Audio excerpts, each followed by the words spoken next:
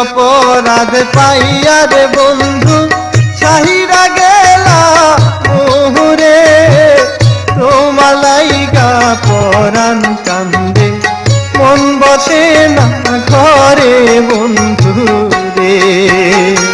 কি অপরাধ পাইয়া রে বন্ধু ছাইরা গেলা মোহরে, তোমার লাইগা পরাণ কান্দে মন বসে না ঘরে বন্ধু রে।